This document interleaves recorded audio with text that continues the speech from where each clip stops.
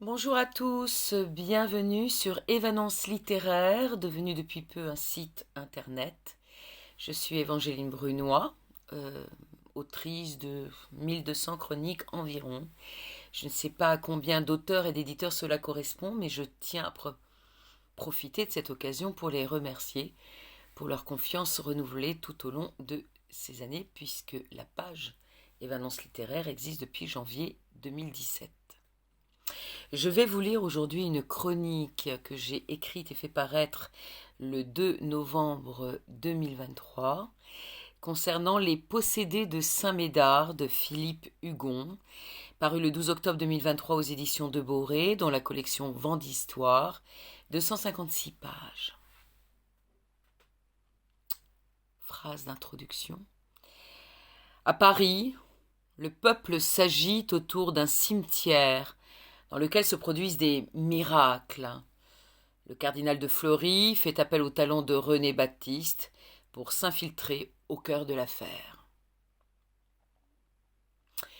Nous voici de retour en 1731 sous Louis XV. Le renard, entre guillemets, que nous avions suivi tout au long du premier tome, Le Pacte des Gueux, de la série, comptant également une reine idéale, a fait bien du chemin. En effet, René Baptiste est devenu indispensable à son maître, le cardinal Fleury. Pauvre gamin élevé par des truands, voleurs et criminels, le voilà agent secret au service du roi. Celui-ci a de nombreux opposants, à la star de son arrière-grand-père et prédécesseur, luttant contre son absolutisme et l'omnipotence des jésuites. En effet, depuis la mort de Louis XIV en septembre 1715, le jansénisme, doctrine théologique à l'origine d'un mouvement religieux puis politique et philosophique, se répand principalement en France. Tout mouvement religieux s'opposant à l'Église et aux jésuites est contre le pouvoir royal.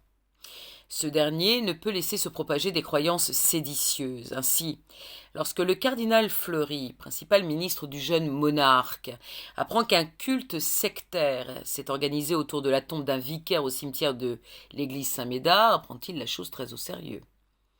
Qui mieux que l'abbé Baptiste pourrait comprendre ce qui se trame réellement sur place? Qui pourrait à ce point passer pour un des gredins en temps les lieux? Qui se fondra le mieux dans la masse avec autant de doigté et de savoir-faire.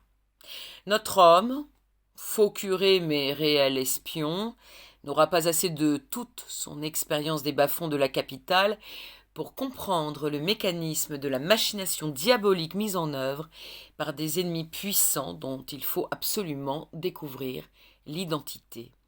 Ce troisième épisode est un polar politique, historique, fabuleux, tout autant qu'un roman d'espionnage haletant.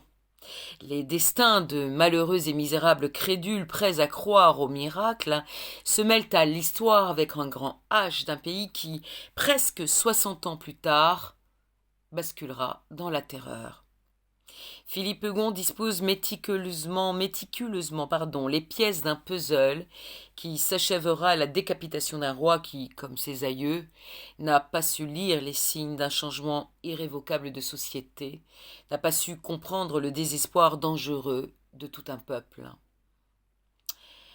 Mais nous n'en sommes pas encore là. René Baptiste vous attend. Pressez-vous, ce n'est pas un homme patient, mais un aventurier. Prenez une bonne inspiration et courez. Je ne vais pas vous lire la quatrième de couverture, ni vous présenter celle-ci, ni vous lire la biographie de l'auteur. Je vous invite à aller sur le site de l'éditeur ou sur le site Évanence littéraire ou sur ma page Facebook. Je vous rappelle la date de parution de cette chronique sur Évanence littéraire, le 2 novembre 2023. Je vous remercie et je vous souhaite une belle journée. À très bientôt.